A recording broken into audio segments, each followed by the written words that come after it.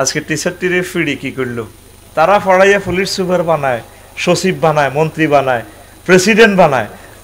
অফিসে এসি অফিসে থাকি নির্দেশ দিচ্ছেন আমার টিচারদেরকে মারার জন্য। কেন আমার টিচারদেরকে মারলেন? আপনারা দোয়া করবেন গ্রামে গঞ্জে থেকে টিচাররা যাতে খালি হাতে না আসে। আল্লাহ তুমি মেহেরবানি করে 20% বাড়ি ভাতা তাদের কবুল করো। আন্দোলন চলবে শিক্ষকদের জন্য।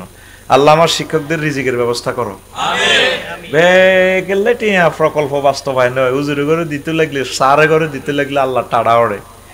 20% বাড়িবে না, যা হাইব 12,500 বেতন ধরলে গোসলাও বানাইতো না। আজকে টিচার টিরে ফিডি কি করলো? আমার টিচারদের সংগতি জানার জন্য এখন আমি আবার চলে যাব প্রোগ্রামের জন্য। আমি আসছি প্রেস ক্লাব থেকে। টিচারদেরকে ভালোবাসি, যে যে দলের টিচারে হোক, তারা এই খেদমতে জীবন ওয়াকফ করে দিছে। আল্লাহ সারা পৃথিবীর টিচারদের খেদমত কবুল করো। কত মাহরুম রে তারা। তারা পড়াইয়া পুলিশ সুপার বানায়, সচিব বানায়, মন্ত্রী বানায়, প্রেসিডেন্ট বানায়। খাইবার বেলা হুজুরেরা সাহারা নাই, ছাত্রে ফালসার গাঁত করি মাদ্রাসা তাইয়ে, আর হুজুরে ঠেনটিনা সাইকেল চালাই আইয়ে। যে সাইকেল ছাগল পর্যন্ত হুজুরের সাইকেলের ডরায়। আল্লাহুম্মা ইন্নী আউযু বিকা মিন হাযা সাইকেল। আল্লাহ হুজুরের হেদায়েত করো। হুজুরের সাইকেলের আওয়াজে, মাঠঘাটের আওয়াজে ঠাস ঠাস করে দে, আনা ঘাস পর্যন্ত খাইতে ডরাই। আর আঙ্গ ছাত্ররা পালসার গায়ে নিয়ে আসে। আল্লাহ দেখ আমাদের ছাত্রদেরকে আল্লাহ বাড়াক। অফিসে এসি অফিসে থাকি নির্দেশ দিচ্ছেন আমার টিচারদেরকে মারার জন্য। কেন আমার টিচারদেরকে মারলেন? আপনারা দোয়া করবেন গ্রামে গঞ্জে থেকে টিচাররা যাতে খালি হাতে না আসে। আল্লাহ তুমি মেহেরবানি করে 20% বাড়ি ভাতা তাদের কবুল করো। 1500 টাকা মেডিকেল ভাতা, 1500 টাকা দিয়ে গরুর ডাক্তারও তো বেটা গরুর চিকিৎসার লাই তো আরো বেশি লাগে। অথবা লিখি দেন শিক্ষকদের কোনো রোগ নাই, কেন ঠিক আছে নি, আমাদের কোনো রোগ শোক নেই, আমরা ফেলাস্টিক হয়ে গেছি। কি একটা জালিয়াতি দেশে আছি বেটা, এগুলো লজ্জা লাগে। এই পুরা 10 মাস 12 দিন চলতেছে, একটা দিন সিএল ছুটি নেই নাই। আজ রাজপথে নেমে গেলাম টিচারদের এর জন্য, এই অধিকার আদায়ের জন্য। চিন্তা করলাম প্রত্যক্ষ এবং পরোক্ষভাবে 3 কোটি শিক্ষক, তাদের পরিবার উপকৃত হবে। 3 কোটি মানুষের মুখপাত্র হয়ে গেছে আল্লাহর দরবার। আল্লাহ যাতে আমাদের যাওয়া আসা কবুল করে। আমার নবী যদি 2 নম্বর ওয়াজ করতো, কথা কোনো বেশ কম করতো, কল্লা গাড়িয়ে লেতাম, ঘাড়ের শাহিরক টেনে টানি শেষ করিয়ে নিতাম।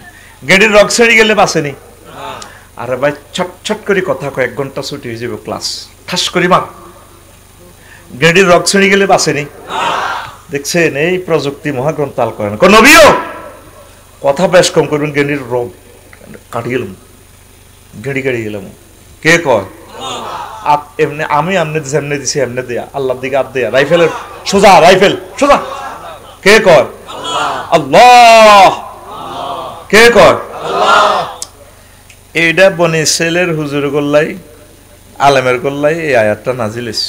নবী এই যে বনি ইসরাইল ইহুদি নাসারারা ওয়াজডি 2 নম্বর করলো, মূলত আমি তাদের থেকে প্রমিস নিয়েছিলাম আলমে আরোহায়, তুর পাহাড়ে বিভিন্ন জায়গায় নিয়ে তা করে বুঝেছি, শপথ বাক্য পাঠ করেছি, ওয়াজ 1 নম্বর করিবা। কয় নম্বর? এখন হাদি আল্লাহ সাফে পড়ি, নিজে বাইশ পাল্লাই ওয়াজ করলে করলে গুড়া আলায় ওয়াজ, আসল কথা কয় না। তো ফানাবাজু হুয়ারা জোহরিহিম, তারা আমি মাওলার গ্রন্থগুলারে পেছনে ফেলে দিছে। আয় হায়, তুই দেখছি আমার কোটি কোটি বান্দারা হেদায়েত মাহরুম হয়ে গেল। ওয়াশতারাউ বিহি সামানান কালিলা, অল্প পয়সার বিনিময়ে ওহির এলেম বেশি এলেছে। খতমের দাওয়াতের লাই, বড় খতম ছোট খতম, সামান্য কিছু পয়সার লাই, আসল কথা কয় না। তো তাগুতেরা ব্যাকে মিলি কয় এত বড় হুজুর, হ্যাঁ তৈরি কয় না, এবারটা কত কয়, একটা ফেতনা লাগায়।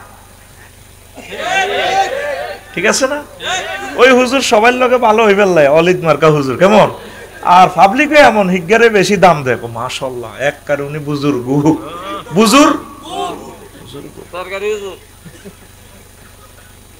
দেখছেন নি মহাগ্রন্থ আল কোরআন যেন ভিডিও অনুষ্ঠান দেখাচ্ছে। সুবহানাল্লাহ, আমি পড়ি ঠাস ঠাস করে কথা ক, সময় কম রে ভাই। আলেমেরা স্বার্থের কারণে অস্তারাও বিহি সামানান কালিলা, অল্প পয়সা ছাই দিছি। ইমামে মসজিদে কড়ে বেতন হয়, এ খতমের হইসাল্লাই এমনাল্লাই হেমনাল্লাই সত্য কথাটি কয় না। মাত দিব আল্লাহ, মাত দিব ভাই কইয়েন, সত্য কথা সিস্টেমে ডোজ কমাই কমাই হইলেও কইয়েন, ন মরবেন ভাবে সামা ইস্তারুন। তারা এই তাওরাত জবর বেশি যে ব্যবসাটা করছে, এই ব্যবসা তাদের কত নিকৃষ্ট। বেচা কিনা করে হইসে আছে, জিয়ান্দি লেগছে চুরি করা হারাম, তারা হারাম কাটিয়ে এলেছে, কোন সিস্টেমে খাওয়ান যায়। কথা ঠিক আছে না? মহাগ্রন্থ আল কোরআনের যে রাজনীতির গ্রন্থ, অনেক হুজুরেরা এটা জানেও না, বলেও না। আমি মহাগ্রন্থ আল কোরআন গেটে গেটে দেখলাম 38টা মন্ত্রণালয়। আল্লাহু আকবার, এটি তো আরেকটা টপিকসে, আমি তো বলে দিব আরেকদিন, এগুলো তো বলার এখন এটা তো আমরা বলবো না, বলতে গেলে আমাদের সময় হবে না, সেটা আরেকদিন বলবো। এই 38টা মন্ত্রণালয়, আল্লাহু আকবার, কোরআন গেটে গেটে দেখলাম যে সবগুলোই বলা আছে। প্রায় পার্বত্য চট্টগ্রাম বিষয়ক মন্ত্রণালয় 30টা আয়াত আল্লাহ নাজিল করছে। কয়টা আয়াত? প্রাথমিক ও গণশিক্ষা মন্ত্রণালয় নিয়ে 784টা আয়াত। অবাক, বিমান ও বেসামরিক পর্যটন ও বিমান চলাচল কর্তৃপক্ষকে নিয়ে আল্লাহ প্রায় 22টা আয়াত নাজিল করছে। আইন সংসদ বিষয়ক কৃষি মন্ত্রণালয় নিয়ে 100-র উপর আয়াত। এগুলো আরেকদিন বলবো। তা আলেমেরা যদি এই কথাগুলো না বলে তাহলে কি হবে? ধরা খাইব। কি খাইব? ধরা খাইব। আপনারা যতটুকু পারেন বলবেন। তো এরপর আসেন, আবু হুরায়রা রাদিয়াল্লাহু তাআলা আনহু বলেন, হাফিজতু মির রাসূলিল্লাহি সাল্লাল্লাহু আলাইহি ওয়াসাল্লাম আইন, আমি নবীজি থেকে 2 বস্তা ইলম শিখছি। কয় বস্তা? 2 বস্তা। তারপরে বলছেন, ফাম্মা হাদুমা ফাবাসাস্তুহু, 1 বস্তা ইলম আমি এই কাশীনগর বাজারে বর্ণনা করছি, বিক্রি করছি। ও আম্মা লাখার ফালাও বাসাস্তুহু, যদি এই 2 নম্বর বস্তার মাল যদি বিক্রি করি, এই 2 নম্বর বস্তার ওয়াজ যদি করি, উতিয়া হাজাল বুলম, আমি আবু হুরায়রার গাঁড় কেটে ফেলবি। আসলে এই কারণে ওলামায়ে কেরাম ডরে কথা বলে না। কি কইব, কইলে তো কল্লা থাকতো না। ঠিক নিও, আমরা অত ঝুঁকিতে আছি, আমরা কি করব?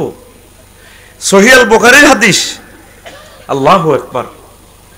তো যতটুকু পারেন নিজের ফ্যামিলিকে তাগুত এবং তাওহীদের ইলমটা দিয়েন, সত্য মিথ্যার ইলমটা মানুষকে সুন্দর করে বুঝাবেন। আমার সম্মানিত পীর মাশায়েখ মুবাল্লিগে দ্বীন ওলামায়ে কেরাম বক্তাগণ অল্প অল্প করে বলবেন, নতুবা আল্লাহর কাছে ধরা খাইবেন। কি খাইবেন?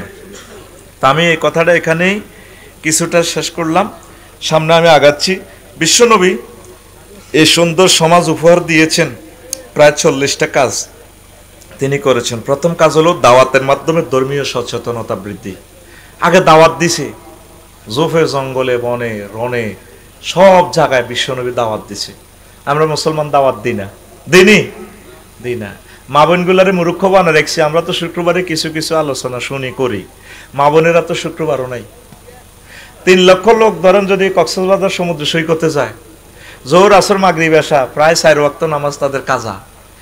আম্মাজিদের জন্য সেখানেও কোনো মসজিদের ব্যবস্থা নাই।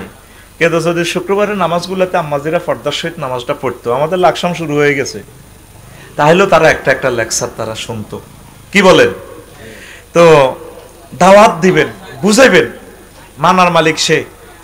তো 2 নম্বর হলো অর্থনৈতিক নিরাপত্তা তথা নিরাপদ ব্যাংকিং সিস্টেম বিশ্বনবী চালু করছে। বিশ্বনবীর কাছে হিন্দু বৌদ্ধ খ্রিস্টান সকলে টাকা পয়সা রাখছে, কারো টাকা মারি গেছিনি। আমাদের কাশীনগর হেদায়তুল্লাহর চা দোকানের টেয়া বিশ্বনবী মারি গেছিনি। আর আমনগো মুসলমান ব্যাংক যত লুট করি গেলা, টেয়া কোনে অ্যাকাউন্টে আছে কিন্তু টেয়া নাই। ঠিক না? দিব কত টেয়া? তো ঋণ সিস্টেম করে বিদেশ পাচার করে এলেছে।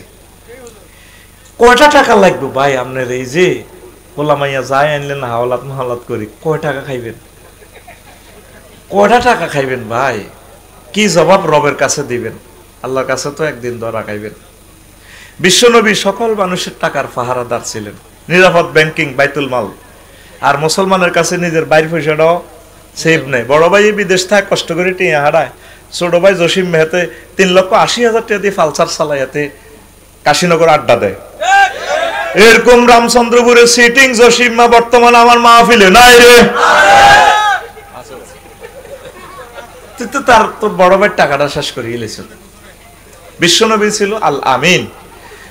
ইউনিয়ন পরিষদ থেকে বিশ্বনবীর সব দলে মিলাইয়া মেম্বার 9 জন, সব আবু জাইল্লার পেগ গুনে সিল দি দিছে মুহাম্মদ সাল্লাল্লাহু আলাইহি সাল্লাম আল আমিন। কি আমিন?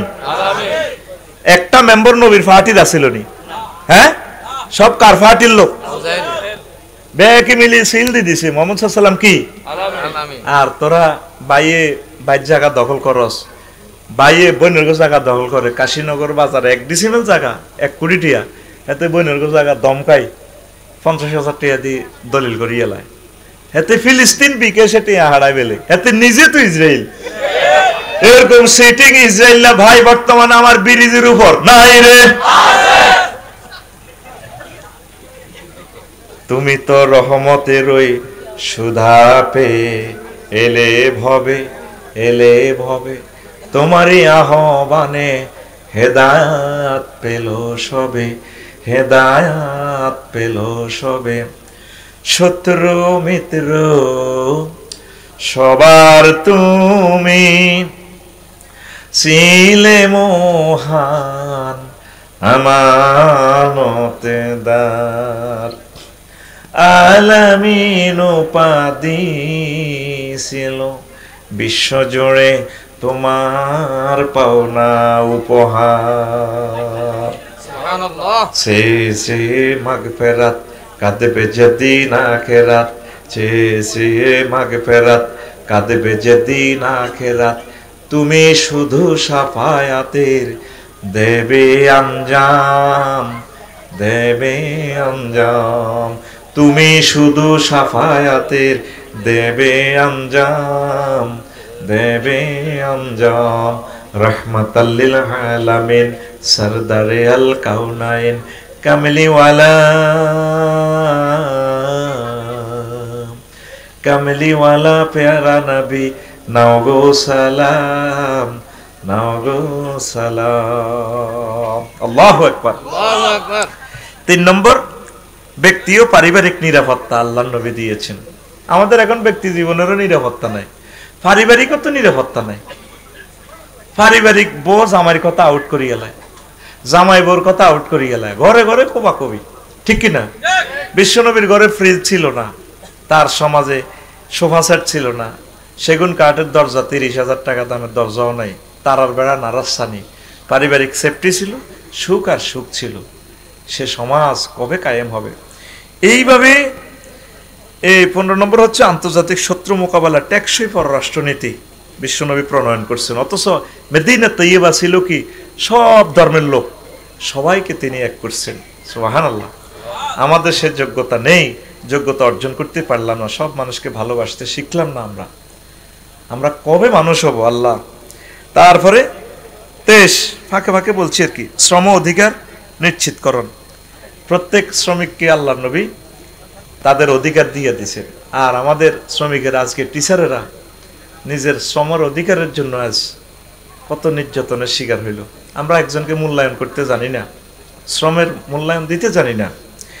আরও একটা 24 নম্বর হচ্ছে নিরাপদ জৈবিক চাহিদা পূরণের প্রবর্তক। অন্ন বস্ত্র বাসস্থান, খানা না হইলে বাঁচবেন নেই, হ্যাঁ, ঘর না হইলে থাকবেন কোন? বিশ্বনবী সব ব্যবস্থা করছেনই নাগরিকদের। হ্যাঁ, কোরআনে কারিমে অসংখ্য আয়াত ঘর নিয়ে আমি আলাদা একটা আলোচনা বানাইছি। এরপরে জৈবিক চাহিদা, বালেগ হলে বিয়ে শাদী করার দরকার, নবী বিয়ার ব্যবস্থা করছেনি। আর এখন আঙ্গ মাইয়ার বাহারা সিরাজ করতে রইলেন খাঁচাত বরি সুন্দর মাইয়াগার রায় দে, আমেরিকা ইটালি তুনি আল্লাহ হোলা আনে টুকুর করে হোলা গেরে দিদে।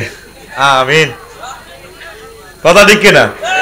এরকম সিটিং মাইয়ার বাপ বর্তমানে আমার দিকে যে কই না নাই রে। এই মাইয়াগার মালিক যে তার কাছে উড়ে দিবে নাতে ইও বাজি ধরেন আর মাইয়াগার লালচি হালচি দিয়ে দিছি আপনার কাছে দোয়া করি। মাইয়ার বাড়া মাইয়া লইব, ওইটা হোলার বাড়াও যদি সরকারি চাকরি যে গেট আপ বুড়িগে এমনি বামফাল লইলে আড়ে হাতে যেন হেতের হোলাটাই হোলা মাইয়ার বাড়ার কোনো দামে নাই। জৈবিক চাহিদার প্রতিবন্ধকতা সৃষ্টিকারী হচ্ছে এখন মুসলমান।